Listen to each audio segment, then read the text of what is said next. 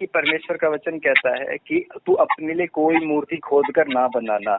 अब जब हम आते हैं यजुर्वेद में, किसमें? यजुर्वेद 32वां अध्याय उसका 3रा खंड ये कहता है, ना तस्य प्रतिमा अस्ति, यानी कि परमेश्वर की कोई मूर्ति नहीं है। अगर ये हिंदू भाई लोग बहन लोग जो हैं अगर अपने धर्म ग्रंथों को अच्छे से जानते तो यजुर्वेद 32 अध्याय 3रा खंड कहता है, ना तस्य प्रतिमा अस्ति, यानी कि परमेश्वर की कोई मूर्ति नहीं है। अब बाइबल निर्गमन 20:4 कहता है तू कोई मूर्ति खोद कर ना बनाना, क्योंकि सनातन का परमेश्वर, हमारा परमेश्वर प्रभु यीशु मसीह साफ कहता है मेरी कोई मूर्ति नहीं है। तो उससे जब नहीं है तो खोद कर मत बनाना। आगे लिखा हुआ है, आगे पढ़िए। न किसी की प्रतिमा बनाना। बस ठीक है, थैंक यू।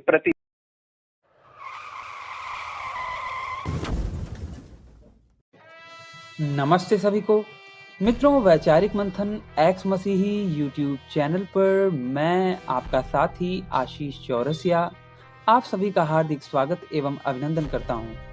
मित्रों, पास्टर सचिन जी के साथ हुई नितिन आर्य भाई अर्थात अरिहंत चौरसिया की बातचीत तो आप लोगों ने सुनी ही होगी।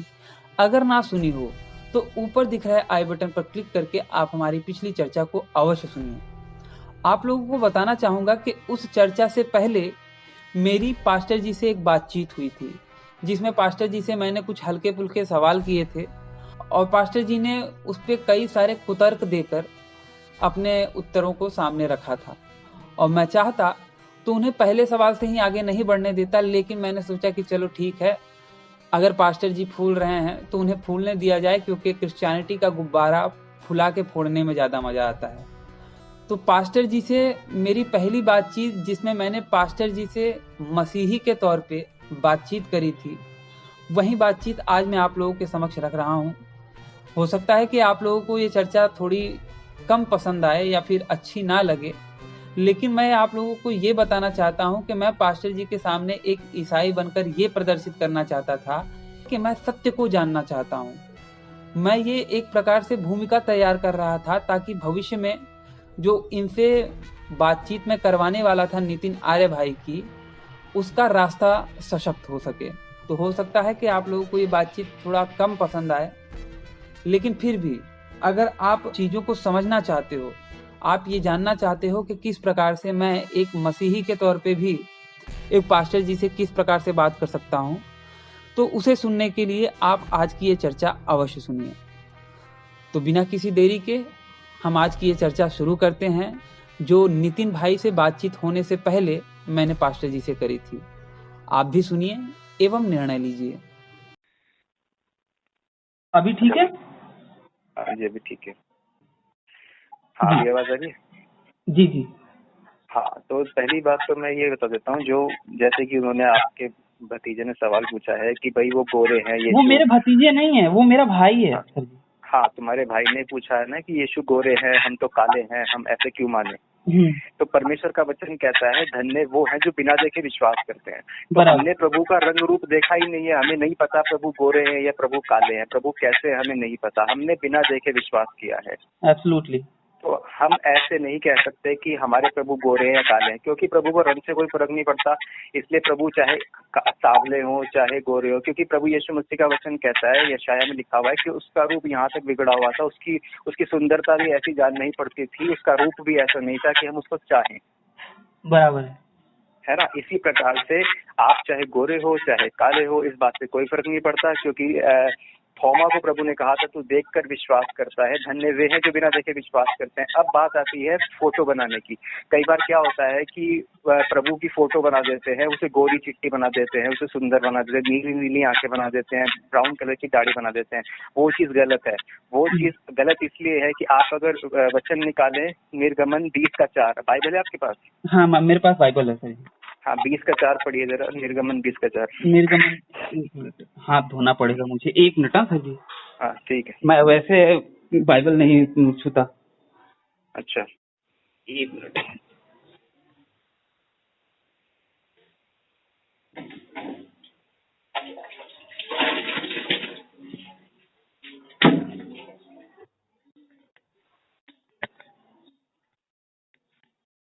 निर्गमन 20:4। निर्गमन 20:4।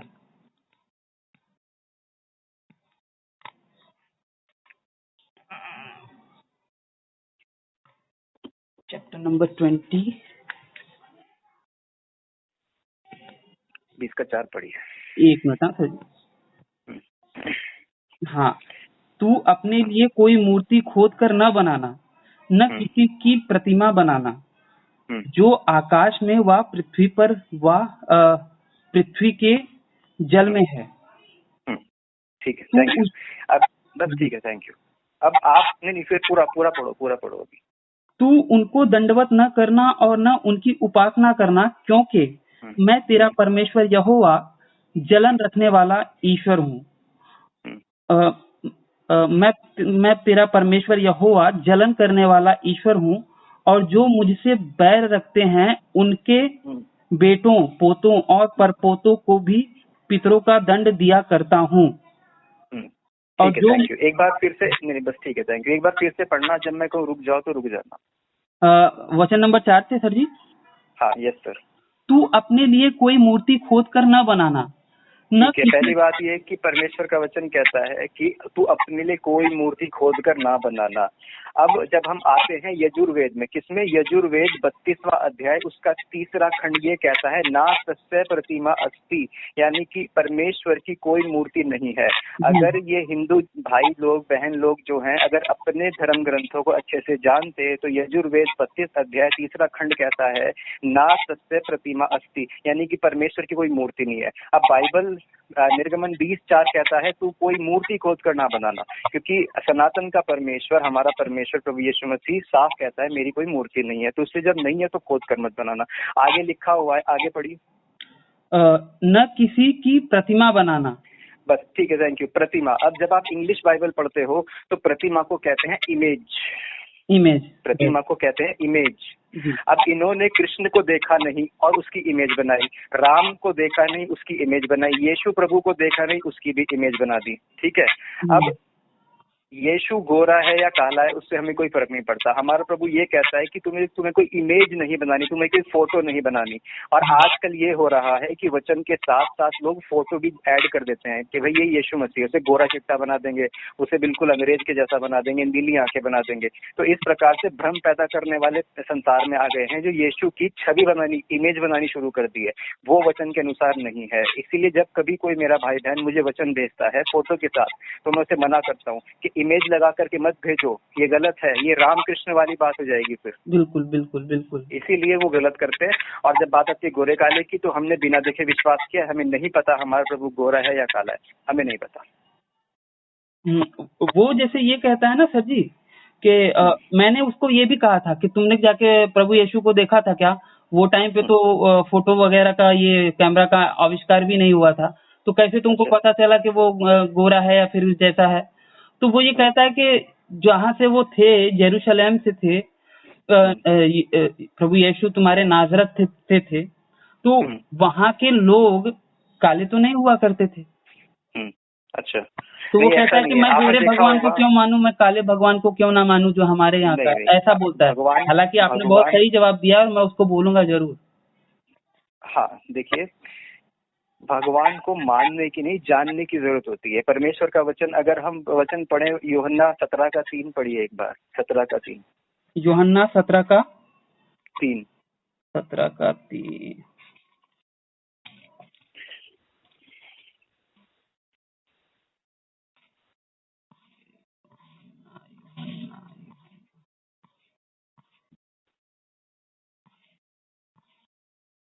यूहन्ना 17:3।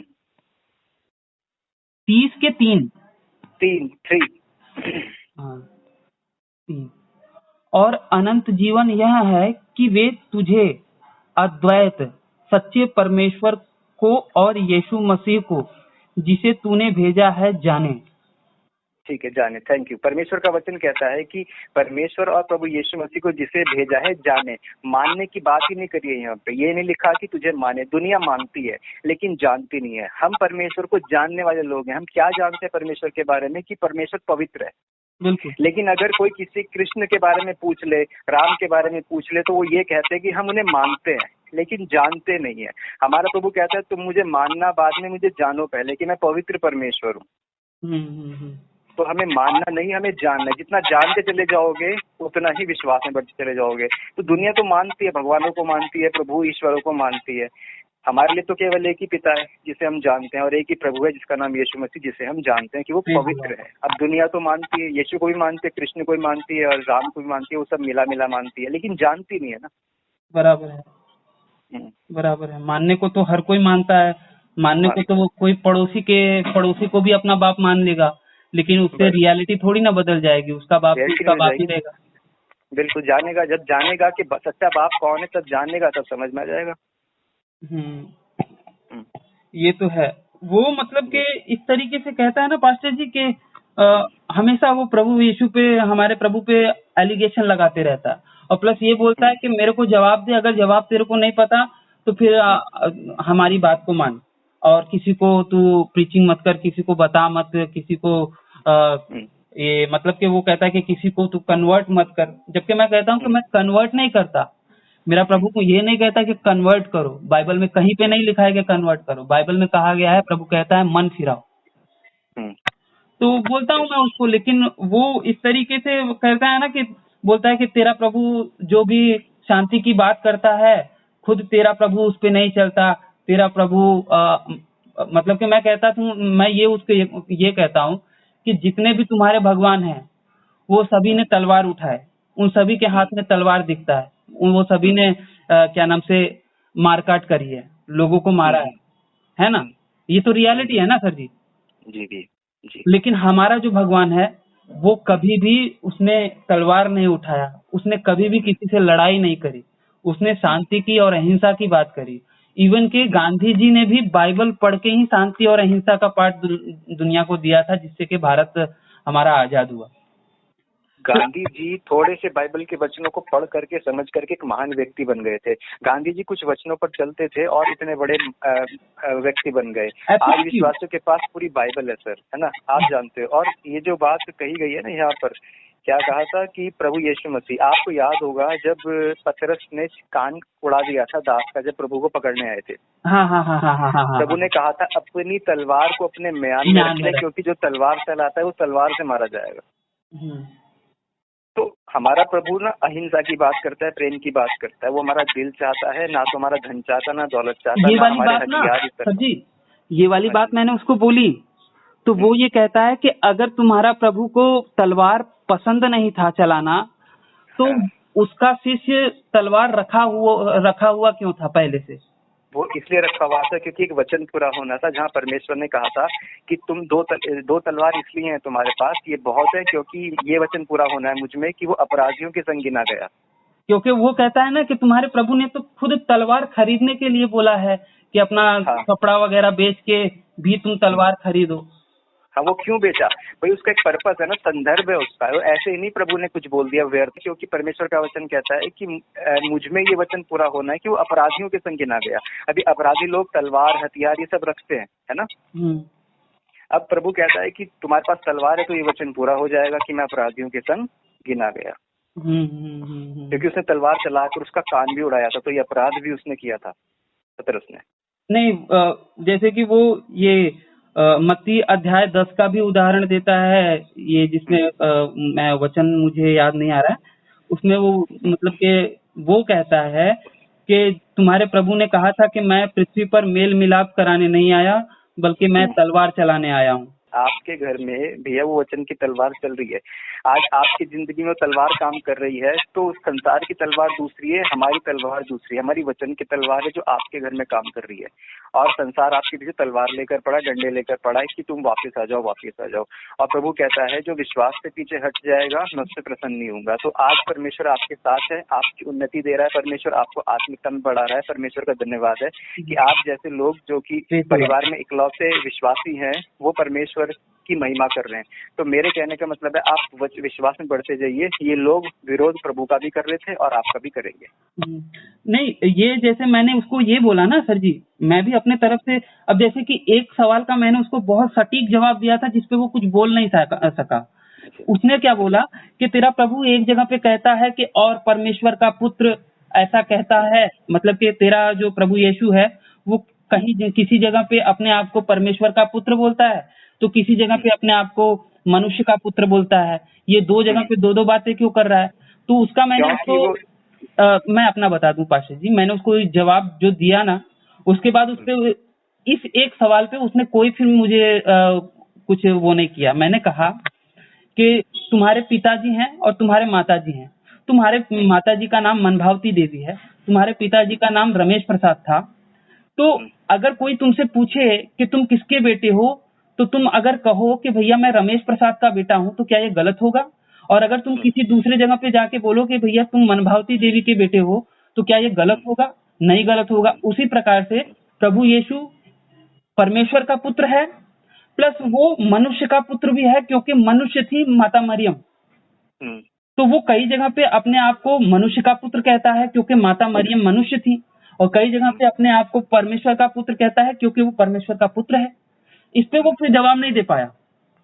अच्छा, चलो बहुत अच्छी बात है भैया, आपने जवाब दे दिया। मैं भी थोड़ा Glory to बहुत God। समझता हूँ सर जी, और मैं जहां तक हो सके मैं भी लोगों को समझाता रहता हूँ, लेकिन इसके सामने ना मैं ऐसे ऐसे ये सवाल कुछ कर देता है कि मेरे से जवाब देते नहीं बनता। अब जैसे कि मैंने उसको ये कहा कि ये दृष्टांत रूप में कहा गया है कि परमेश्वर कहता है कि मैं यहाँ पे मेल मिलाप कराने नहीं बल्कि तलवार चलाने आया हूँ। तो मैंने कहा कि ये दृष्टांत रूप में है, वचन की तलवार यहाँ पे चलाने की बात करी गई है। तो वो कहता है अगर ऐसा ही है तो तुम्हारे परमेश्वर ये केवल एक शब्द ऐड करना था बाइबल में। बाइबल इतनी मोटी किताब है, उसमें एक शब्द ऐड नहीं कर सकते थे। यहाँ पे ये वचन ऐसे नहीं हो सकता था कि क्या नाम से मैं वचन की तलवार चलाने आया हूँ, तब इससे कोई भी तुम्हारे प्रभु पे सवाल नहीं करता। तो मैंने कहा कि मतलब बाइबल अब तुम्हारे हिसाब से लिखी जाएगी। परमेश्वर के हिसाब से लिखी गई है वो। अब वो कहता है कि अब वही है कि तुम्हारा जो भगवान है वो बाप बेटी को सब पिता पुत्र को सबको अलग कराने आया है, ऐसा है। मतलब कि वो मेरे माँ बाप को मम्मी को और बहन को उन सबको भड़का रहा था, कह रहा था कि जो मसीहियत को मानता है ना वो घर परिवार वालों से दूर हो जाता है। ये तुम्हारा जो बेटा है वो तुम लोगों से दूर इसलिए हो रहा है क्योंकि बाइबल में इसका प्रभु खुद कहता है कि मैं माँ बेटी को और सास बहू को और बाप बेटे को सबको अलग कराने आया हूँ, इसीलिए ये अलग हो रहा है क्योंकि ये प्रभु यीशु को मान रहा है, ऐसा ही वो भड़काता है। नहीं, ये चीज गलत है। आप पढ़े प्रेरित 12 का 31। प्रेरितों 12 का 31। प्रेरितों 12 का 31। अगर मैं गलत नहीं हूँ तो प्रेरितों 12:31 पढ़िएगा। प्रेरितों के काम प्रेरितों के काम 12:31।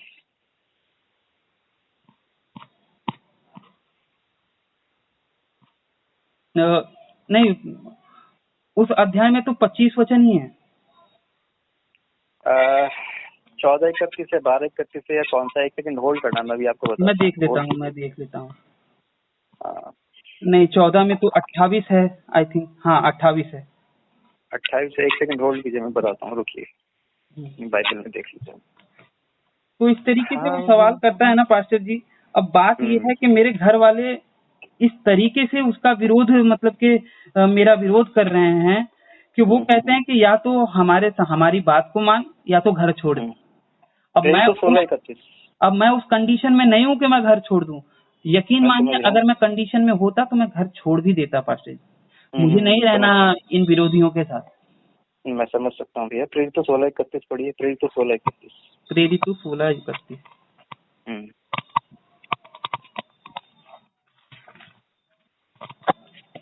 प्रेरित 16:31।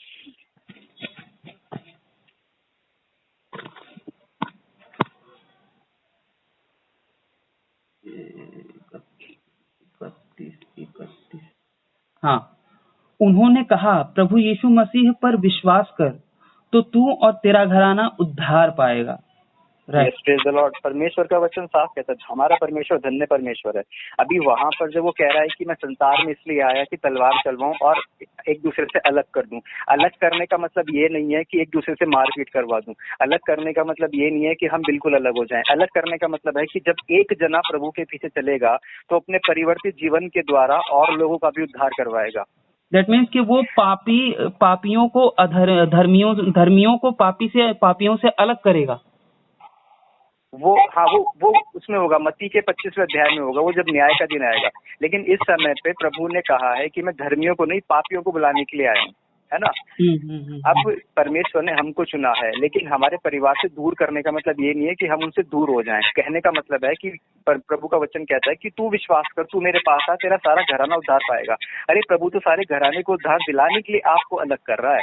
आपको अलग परमेश्वर इसलिए कर रहा है ताकि आपका घराना उद्धार पाए। ये नहीं कि अलग इसलिए कर रहा है कि तुम अलग हो जाओ, इनकी सुधी मत लो, इनसे कोई मतलब मत रखो। ये मतलब तो है ही नहीं। प्रभु का वचन तो यहाँ पे पूरा होता है ना, मत्ती जो कहा गया है कि मैं तलवार चलवाने आया हूँ। जब तुम अलग हो जाओगे इनसे तो ये भी उद्धार पाएंगे। पहले तुम तो मेरे पीछे आओ, तभी तो ये मेरे पीछे आएंगे। पहले हम तो कुछ करें अपने लिए। जब मेरे पास 10,000 रुपए नहीं है तो मैं आपको कैसे 9,000 रुपए दे दूंगा। पहले आप तो उद्धार पाओ। जब आपने उद्धार पा लिया है तो आगे आपके घर वाले भी उद्धार पाएंगे। इसलिए प्रभु ने हमको अलग किया था परिवार से। हमारे परिवार से लड़ाई झगड़े करने के लिए अलग नहीं किया था। अब जैसे कि वो मैं समझता हूँ, लेकिन मैं उसको प्रॉपर, मेरे पास वैसे शब्द या फिर वैसे तर्क नहीं रहते कि मैं उसको समझा सकूं। जैसे कि वो कहता है कि तुम्हारा प्रभु यीशु, ये आई थिंक लूका में 49 में शायद बोला है प्रभु ने। वो कहते हैं कि तेरा प्रभु कहता है कि तेरा प्रभु आग लगाने आया है दुनिया में, और वो चाहता है कि अभी सुलग जावे कि पूरी दुनिया ऐसा है वैसा है। मैं समझता हूँ कि वो दृष्टांत में मैं उसको कहता भी हूँ कि ये जो बातें हैं ना, इसका जस का तस मीनिंग नहीं है, ये दृष्टांत में बोला गया है। बाइबल में जितने भी प्रभु ने वचन बोले हैं वो सारे के सारे अगर तुम एज इट इज समझोगे तो तुम अर्थ का अनर्थ निकाल दोगे। जितनी भी अपने भाई को एक बात ही बोलना, सुनो, आप एक काम करना, अपने भाई को एक बात बोलना कि परमेश्वर का वचन कहता है कि ये परमेश्वर की आत्मिक बातें हैं। आत्मिक बातों को ना आत्मिक रीति से जांचा जाता है। शारीरिक मनुष्य उन चीजों को समझ नहीं सकता। इसीलिए आप अपने भाई को कहना कि तू प्रभु के पास आ, वचन को पढ़ और इनको आत्मिक रीति से समझ। शारीरिक रीति से समझेगा तो समझ नहीं पाएगा, क्योंकि ये शारीरिक रीति शारीरिक मनुष्य के लिए मूर्खता की बातें हैं। आत्मिक रीति आत्मिक मनुष्य के लिए ये समझदारी की बातें हैं। तो मैंने उसको ये बात जब बोली ना पास्टर जी, तो उसने क्या कहा कि अगर ऐसा ही है कि बाइबल में प्रभु यीशु ने जितने भी तुम्हारे वचन बोले हैं उन सभी का एज इट इज मतलब नहीं है, उनका मतलब अलग है, दृष्टांत रूप में है, तो जो तुम्हारे प्रभु ने बोला है कि अपने बैरियों से प्रेम रखो, अपने सताने वालों के लिए प्रार्थना करो, या फिर जो कोई एक गाल पे तमाचा मारे तो दूसरा गाल आगे कर दो, ये सब भी तब दृष्टांत में होगा। मतलब कि इसका भी वैसा मीनिंग नहीं होगा जैसा कि ये एज इट इज समझ में आ रहा है। हाँ, हम इसको दो तरीके से ले सकते हैं। एक तो एज इट इज भी ले सकते हैं, कोई प्रॉब्लम नहीं है, और हम इसको दूसरे तरीके से ले सकते हैं। देखो, जब प्रभु यीशु मसीह को उन्होंने थप्पड़ मारा था, है ना, तो प्रभु ने अपना मुंह किसकी तरफ घुमा दिया था? सिपाही की तरफ घुमाया था और कहा था कि यदि मैंने कुछ गलत किया है तो मेरे खिलाफ गवाही दे, नहीं तो मुझे क्यों मारता है। बिल्कुल, ये कहा था ना उसने, ये वाली बात भी बोली थी। उसने कहा कि अगर तुम्हारा प्रभु कहता है कि भैया एक गाल पे कोई थप्पड़ मारे तो दूसरा आगे कर दो, तो जब प्यादे ने थप्पड़ मारा तो तुम्हारा यीशु उससे सवाल जवाब क्यों करने लगा?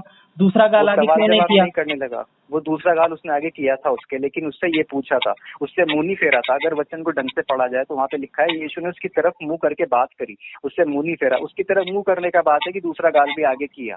अब वो ये तो हम नहीं कहेंगे कि भाई एक पे मार ले भाई दूसरे पे भी मार ले। इस तरह से नहीं होता, इस तरह से नहीं होता। तो दुनिया में कोई भी नहीं कहता, कोई भी नहीं कहता। लेकिन ये है कि अगर कोई हमें मार रहा है तो हम अपना मुंह उसके आगे कर देते हैं। भाई ले, हम बात कर रहे हैं, हम भाग नहीं रहे हैं आपसे बात कर रहे हैं, हम अहिंसा नहीं कर रहे। आपने थप्पड़ मारा, हमने अपना मुंह आपकी तरफ किया हुआ है। यूहन्ना 18:22 में शायद बोला गया है ना। हाँ, यूहन्ना 18:22 वहाँ पे ऐसा है कि तब उसने कहा कि हाँ, दो प्यादों में से एक ने जो पास खड़ा था यीशु को थप्पड़ मारकर कहा, क्या तू महायाजक को इस प्रकार उत्तर देता है? यीशु ने उत्तर दिया, यदि मैंने बुरा कहा तो उस बुराई पर गवाही दे, परंतु यदि भला कहा तो मुझे क्यों मारता है? हाँ, तो अब ये प्रभु ने जब बात कही है तो उसकी तरफ मुंह करके कही है, और उसकी तरफ मुंह करने का मतलब है कि अपना दाहिना गाल भी प्रभु ने उसकी तरफ फेर दिया है। ऑब्वियसली की बात है कि अगर कोई बोलेगा तो मुंह करके ही बोलेगा। ऐसे कोई नहीं कहेगा ना कि तूने मेरे थप्पड़ मार ले, इससे भी मार ले, ऐसे तो नहीं कहेगा ना कोई भी। बराबर है। हाँ, तो यही बात है। अब जैसे कि वो उसके आगे ये भी बोला गया है कि अपने बैरियों से प्रेम रखो और सताने वालों के लिए प्रार्थना करो। तो वो कहता है कि ये क्या नाम से मत्ती अध्याय 11 में वचन नंबर 20 में जब यीशु नगरों को उलाहना देते हैं, उन नगरों को उलाहना देते हैं जिनमें उन्होंने बहुत सारे सामर्थ्य के काम किए थे, लेकिन उन्होंने मन नहीं फिराया था। तो वो कहता है कि यहाँ पे उन लोगों के लिए प्रार्थना करनी चाहिए थी यीशु को, लेकिन बददुआ क्यों करने देने लगे उनको? अच्छा, हाँ, उन्होंने मन नहीं फिराया। उन्होंने सबसे बड़ी गलती जिंदगी में ये की अपना मन नहीं फिराया, क्योंकि संसार में लोग माला फिराते रहते हैं। देखिए, एक बार मैंने एक दोहा पढ़ा था, कबीरदास को जानते हो आप? अरे हाँ, उन्होंने कहा था, माला फेरे तो जग भयो, फेरा न मन का फेर, करता मन का डाल दे, मन का फेर। कि संसार में आज दुनिया क्या कर रही है कि माला जपती रहती है बैठी हुई। तो प्रभु यीशु मसीह ने कहा है कि वो विश्वासी भी केवल माला जपते रहते हैं बैठे हुए, बाइबल की, जो बाइबल के वचन पढ़ते तो है लेकिन उस पर चलते नहीं है। आज विश्वासी की भी यही हालत है और दुनिया की भी यही हालत है कि मंदिर में बैठ करके माला सब फेरते रहते हैं, लेकिन अपने मन को कोई नहीं फेरता। माला फेरेंगे लेकिन मन को फेरना, माला मत फेरो भले ही, लेकिन मन को फेरो, वो अपने प्रभु कहता है। और जब प्रभु ये कहता है ना कि हाय है इन लोगों के ऊपर, तो तत्काल प्रभु ने दंड भी नहीं दिया उनको। प्रभु ने उनको कोसा जरूर है, उनको उल्हाना जरूर दिया, लेकिन तत्काल दंड नहीं दिया प्रभु ने। प्रभु ने मौका फिर दिया मन फिराने का। और जब प्रभु क्रूस पर गया तो उसने अपने प्रेम को दर्शाया और वहां पर उनके लिए प्रार्थना भी करी। अगर उनको उल्हाना दिया है तो प्रार्थना भी करिए, हे पिता इन्हें क्षमा कर, ये नहीं जानते कि क्या करते। बिल्कुल बिल्कुल बिल्कुल। क्या प्रभु ने प्रार्थना नहीं करी? प्रभु ने तो क्रूस पर उनके लिए प्रार्थना की है और उनको उलाना दिया, क्योंकि उलाना इसलिए देता है प्रभु क्योंकि प्रेम करता है। परमेश्वर का वचन कहता है, अगर हम उसको पढ़ें, प्रकाशित वाक्य, अरे वो कौन सा वचन है, तीसरा, नहीं, 3:22, नहीं, कौन सा वचन है? प्रकाशित वाक्य बता दीजिए, मैं समझ जाऊंगा। प्रकाशित वाक्य में लिखा हुआ है कि मैं जिन जिन से प्रेम करता हूँ उन सबको उलाना और ताड़ना देता हूँ। बिल्कुल बिल्कुल, है ना। और जब प्रभु ने उनको उलाना दिया है तो उनको तत्काल दंड भी नहीं दिया। ठीक है। दूसरी बात ये कि जब वो क्रूस पर प्रभु गया है तब उनके लिए प्रार्थना भी उसने उस कंडीशन में की है जब वो दर्द तकलीफ में है, जब वो उसका खून बह रहा है, उसके सिर पे कांटों का ताज है, वो पूरी तकलीफ में, उसके हाथ में कील गड़ी हुई है, लेकिन फिर भी वो कह रहा है कि हे पिता इन्हें क्षमा कर, नहीं जानते क्या करते। अगर प्रभु ने उलाना दिया है तो इसलिए दिया है क्योंकि वो प्रेम करता है, और जब अपनी तकलीफों में है तो प्रार्थना करनी उसने नहीं छोड़ी लोगों के लिए, ऐसा भी उसने किया। नहीं, वो बस यही कह रहा था ना कि अगर बैरियों के लिए, बैरी तो जाहिर सी बात है कि वो बैरी वही होगा जो प्रभु को नहीं मानता होगा, मसीह विरोधी होगा। तो कहता है कि वो कहता है कि प्रभु तुम्हारा कहता है कि अपने बैरियों से के लिए प्रार्थना करो और सताने वालों के लिए प्रार्थना करो और अपने बैरियों से प्रेम रखो। तो वो उन नगर वालों को केवल विश्वास या फिर मन ना फिराने के कारण उलाहना या फिर बद्दुआएं क्यों देने लगा? मतलब कि उसने जो बैरियों से प्रेम करने वाली और प्रार्थना करने वाली बात कही थी अपने सताने वालों के लिए, वो दृष्टांत में कही थी, मतलब कि उसका वैसा मतलब नहीं था जैसा प्रेम का और शांति का लगता है जो तुम लोग बताते हो। ठीक है, ओके। देखिए क्या है कि मैं आपको ना थोड़ी देर में फोन करूंगा भैया, थोड़ा मैं भी कुछ काम निपटा लूं, फिर करता हूं। पास्टर जी, मैं ये कह रहा था कि उसका नंबर, मैं आपका नंबर मैं उसको दे दूं क्या? वो अगर आपसे बात कर, आप अगर उसको समझा दोगे ना तो बड़ा अच्छा रहेगा पास्टर जी। मेरी बड़ी कृपा हो जाएगी, मेरे ऊपर बड़ी कृपा हो जाएगी। ठीक है, आप दे देना ये वाला नंबर, मैं उससे बात कर लूं। ठीक है। Thank you so much sir ji. Praise the Lord. Thank you. Praise the Lord. जय मसीह।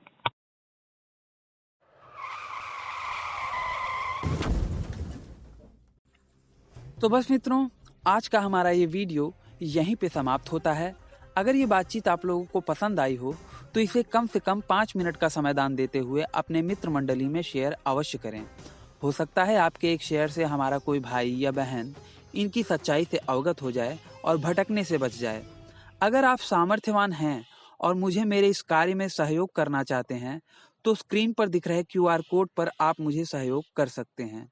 और अंत में चलते चलते आपसे यही निवेदन करना चाहूँगा कि देखिए, बाकियों के लिए तो जन्नत और जहन्नुम है, परंतु आपको पुनः इसी धरती पर आना है। तो इस धरती माँ की रक्षा के लिए अपने जीवन काल में प्रतिवर्ष एक पेड़ अवश्य लगाएं। इस वीडियो को अंत तक देखने के लिए आप सबका बहुत बहुत धन्यवाद। नमस्ते जी, जय श्री राम, हर हर महादेव, जय माँ भारती। इग्नोर कर देते हैं। परमेश्वर भी क्या करते रहे, जब तक मसीह हमारी जिंदगी में नहीं था कि चलो इग्नोर कर देते हैं, ये अपने दाहिने बाहिने हाथ का फर्क नहीं जानते ना ये लोग, इनको माफ कर देता हूँ, इग्नोर कर देता हूँ। लेकिन जब हम मसीह के साथ हम चलने लगते हैं तो उसके बाद हमारी को बुद्धि और ज्ञान मिलने लगता है कि नहीं, जब तक हमें सत्य का ज्ञान ना हो उस वक्त अगर हम कुछ गलत करते हैं तो वो क्षमा कर दिया जाएगा। क्षमा कर दिया जाएगा जब तक, लेकिन जब सत्य का ज्ञान हो गया है, जबकि प्रभु यीशु मसीह ने कहा है यूहन्ना 14:6 में कि मार्ग, सत्य और जीवन मैं ही हूँ। हमने यीशु को जान लिया है, उसके बाद अगर लगे रहते हैं चोरी करने में, बलात्कार करने में, लड़कियों को छेड़ने में और ये सब कुंठाई में लगे रहते हैं, तो फिर उसके बाद तो प्रॉब्लम है, उसके बाद दंड का सामना करना पड़ता है। तो मैंने वही कहा पास्टर जी कि जैसे कि कोई बच्चा है, वो पैदा हुआ और उसके बाद मर गया, उसको प्रभु यीशु के बारे में कुछ नहीं पता और वो अपने मूर्ति और अपने उन देवी देवताओं को मानते हुए मर गया। तो चूंकि वो नहीं जानता था, इसलिए उसने जो भी गलत किया उसको प्रभु क्षमा करेगा। हाँ बिल्कुल क्षमा कर देगा प्रभु। तो अगर गलतियां क्षमा कर दी जाए तो व्यक्ति तो पवित्र ठहरा, सही ठहरा। बिल्कुल। तो सही ठहरा तो वो तो स्वर्ग में जाने का अधिकारी होगा। बिल्कुल, स्वर्ग में जाने का एक उसको स्थान दिया जाएगा स्वर्ग में। अब स्वर्ग में कई प्रकार के स्थान है, कई प्रकार की जगह है, कई प्रकार के काम है स्वर्ग में। स्वर्ग कोई ऐसा नहीं है कि एक जगह जा करके हम तो स्वर्ग तो बहुत कह सकते हैं पास्टर जी कि अगर कोई मन नहीं फिराता फिर भी वो स्वर्ग में जा सकता है।